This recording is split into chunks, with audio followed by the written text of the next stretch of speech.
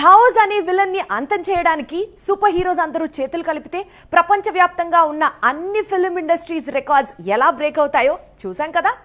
Just sample మాత్రమే. Super heroes అందరూ చేతులు కలిపితే ఏం జరుగుతుంది అని చెప్పడానికి ఇప్పటిదాకా మనం చూస్తూ వచ్చాం. అయితే ఇప్పుడు ఇలాంటి సీనే ఇండియన్ ఫిల్మ్ ఇండస్ట్రీలో రిపీట్ చేసి చూపిస్తాను అని చెప్తున్నాడు ప్రశాంత్ నీల్. భారతీయ సినిమా దర్శకులు ఇప్పుడు యూనివర్స్ క్రియేట్ చేయడంలో బిజీ అయ్యారు. ఈ విషయాన్ని ఎన్నోసార్లు మాట్లాడుకున్నాం. నీల్ కూడా తనకంటూ ఒక యూనివర్స్ ప్లాన్ చేస్తున్నాడు.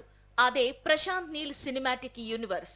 ఈ యూనివర్స్ లోకి రాకీ భాయ్, సలార్ అలాగే టైగర్ అడుగు పెట్టబోతున్నారు. KGF 2 తర్వాత సలార్ తీశాడు ప్రశాంత్ నీల్. త్వరలో సలార్ సీక్వెల్ షూటింగ్ స్టార్ట్ చేయబోతున్నాడు. మే ఎండ్ కు లేదా జూన్ ఫస్ట్ వీక్ కు షూటింగ్ స్టార్ట్ చేసి డిసెంబర్ తో మూవీ షూటింగ్ కంప్లీట్ చేస్తాడట. ఆ తరువాత ఎన్టీఆర్ తో నీల్ మూవీ ఉండబోతోంది. ఎన్టీఆర్ తో మూవీ తర్వాత KGF 3 తెరకెక్కిస్తాడు ప్రశాంత్ నీల్.